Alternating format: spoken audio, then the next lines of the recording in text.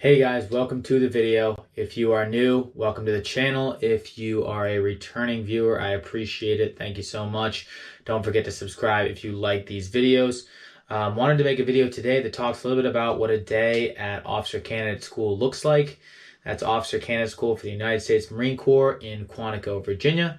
So I want to just kind of provide you guys with a basic overview as to how the day is structured. Granted, every day is different. So don't take this verbatim. There are a lot of consistencies, so I tried to just basically add those and try to make sure that you guys are aware of those. If you're somebody who wants to go to OCS or is scheduled to go to OCS, at least you'll have a rough idea as to what you'll be doing every single day. So without further ado, first, the day obviously starts with lights, wake up call. All right, so you'll wake up every single day at 5 o'clock. All right, so 05. You'll wake up, first thing you'll do is you'll get online, which basically means that you'll stand right in front of your rack. They'll basically count your rifle before yourself because they think that your weapon is more important than you. That is the idea at Officer Candidate School. From there, you'll do basic daily routine. So basic daily routine basically means like hygiening. So you won't take a shower or anything like that, but basically you will get dressed. So whenever you go to sleep, you'll be wearing green on green, which is a green PT shirt and green PT shorts. So whenever you come online, like I said, come online. Whenever you go to get your counts, you'll be in shower shoes. So during that BDR time, you'll switch into Go Fasters, which are tennis shoes, and you will brush your teeth, shave your face, hit the head if you need to, because right after that, you're either going into cleaning or to PT. So that BDR time is usually between 15 to 20 minutes. That's max, which is a lot of time to get those basic things done. You'll probably have around 25 to 30 kids per side in the squad bay, which means that like in between that, you need to get like 30 kids to shave or 30 kids to brush your teeth or whatever. There's like maybe 6 sinks, so figure it out. It's really not that hard to do, and 15, 20 minutes is plenty of time. So after that, you'll probably do cleaning, like I said, unless PT is something that's going to take a long time on longer PT events. So for example, the endurance course, you'll go to PT pretty early. But generally speaking, at around 05:20, you'll transition over to cleaning, which is basically just cleaning the house. That's what they call the squad bay. So you'll just kind of, mop the floor. You'll basically scuzz the entire area, which is just, sweeping the floor, making sure that that's all clean. You'll go into the bathroom, probably scrub the toilets, little things like that. It's not like a deep clean, but every morning they clean because cleaning is important. Making sure that your area, your living space is clean, prevents injury, or prevents disease rather, not injury. So basically they're putting, a high importance on that. So after that, you'll go to PT.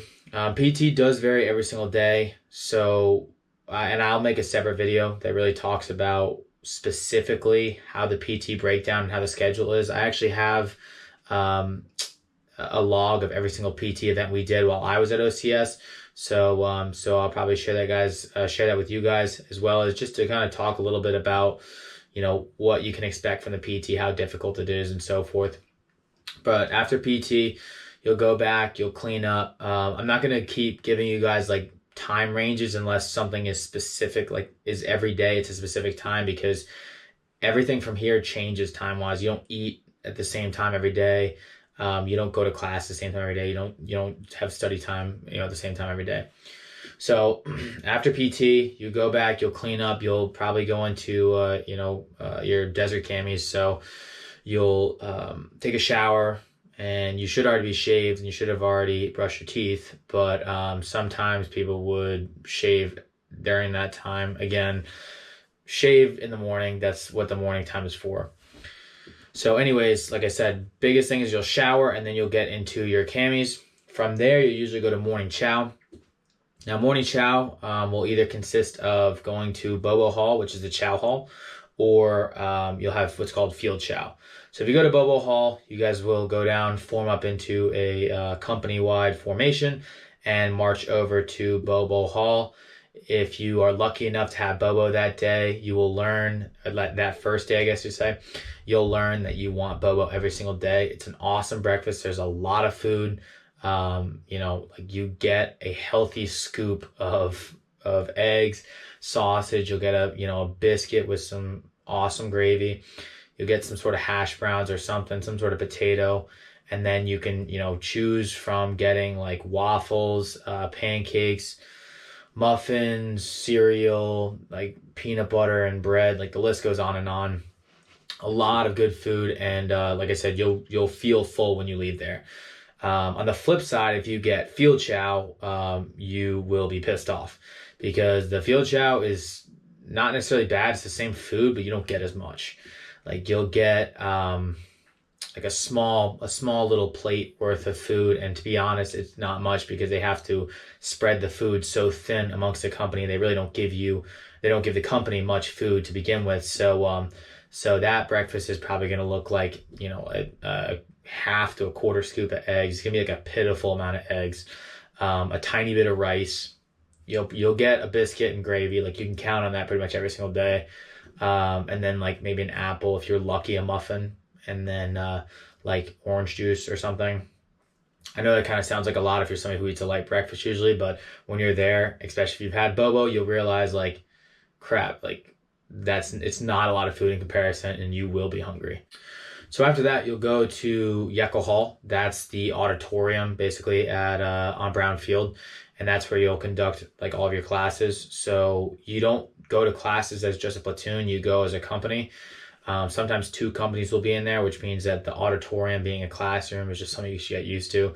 If you think of it as a classroom, like I said, it's an auditorium. It's not like you're going into like, your typical classroom that's like a room for like 25 people. It is an auditorium.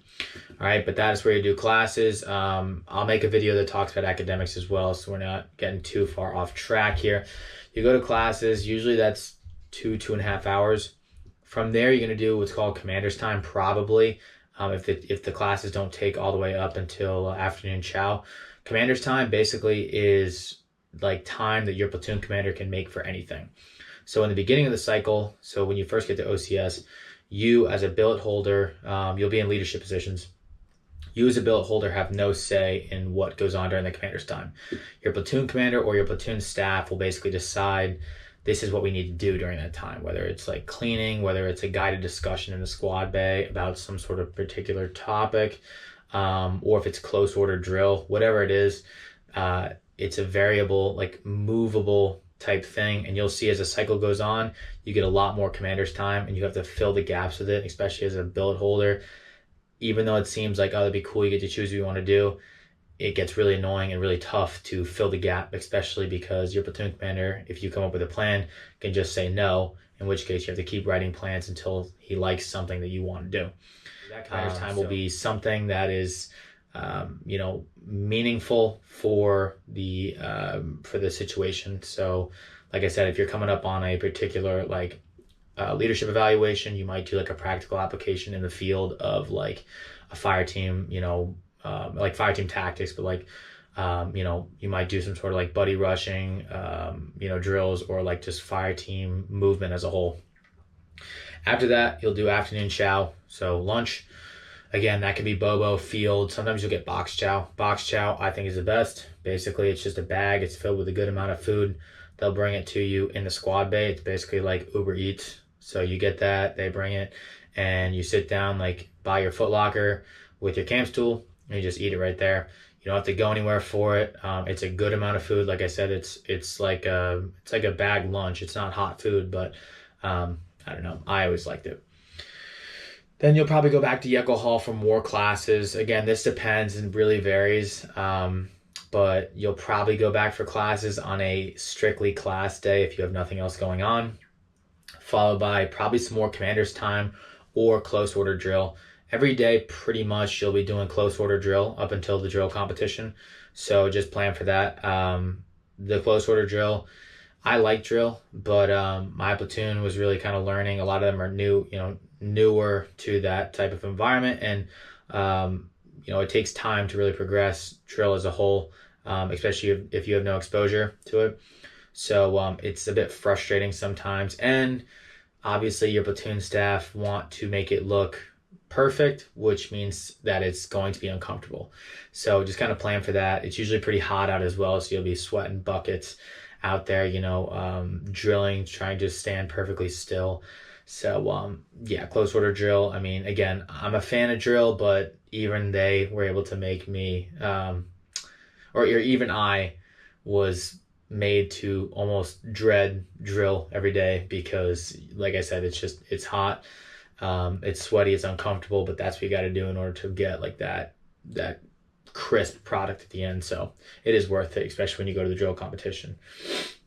After that, you'll either have more commander's time or study time. So study time is basically like an hour for you to open up your knowledge book and study whatever you have upcoming for an academic test.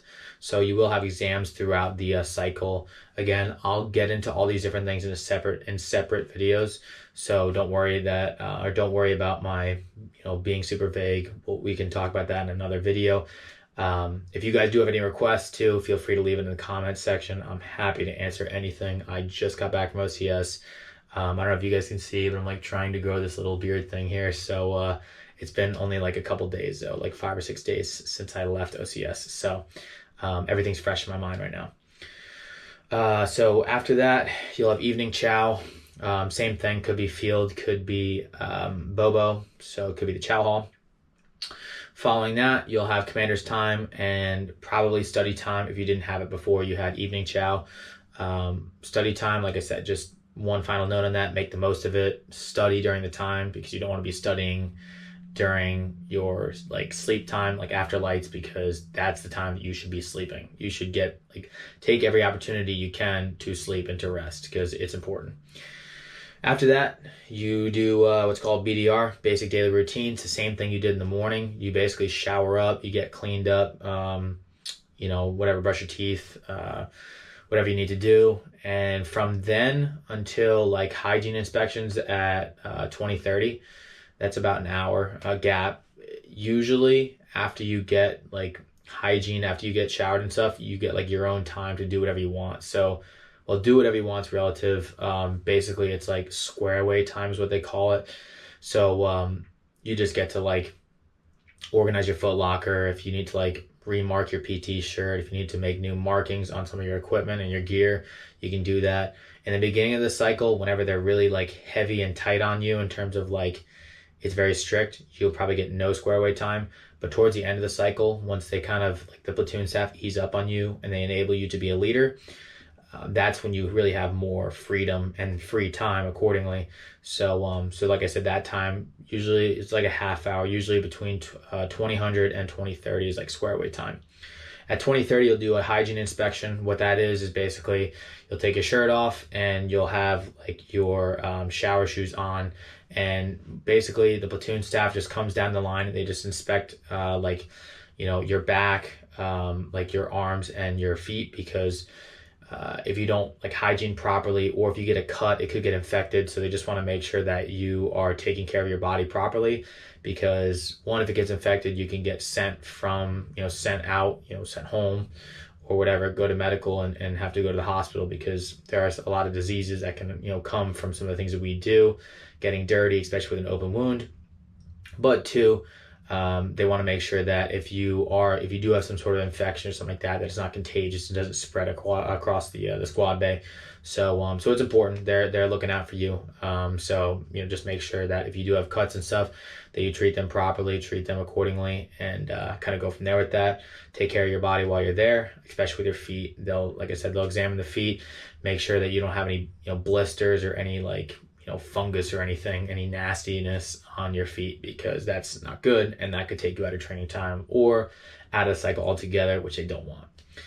Lastly is lights. So lights is at 2100, that's 9 o'clock. And once lights hits, you're pretty much good to go until you have fire watch, if you have fire watch.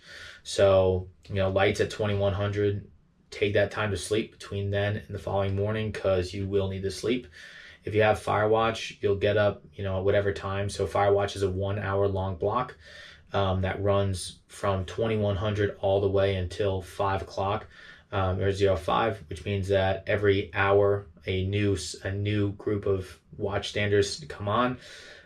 You'll basically put on your camis and a few other different gear items, and you'll just walk the squad bay for an hour, keeping guard while everybody else is sleeping, which is obviously really good practice for the field because you'd never leave rifles more or less unattended as you sleep, but B, you'd never leave your people sleeping with no security or guard around whatsoever. That would be an easy opportunity to be ambushed and killed.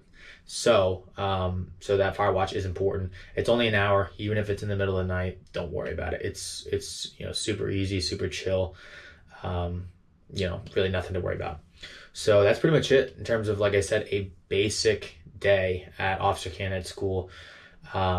There's a lot of variation. So again, I don't want to say that that's verbatim, but that's what you can expect on a day where you're not either A, in the field, or B, nearing some sort of big graded event, whether it's a PT test, whether it's a academic test, a leadership evaluation, whatever it is.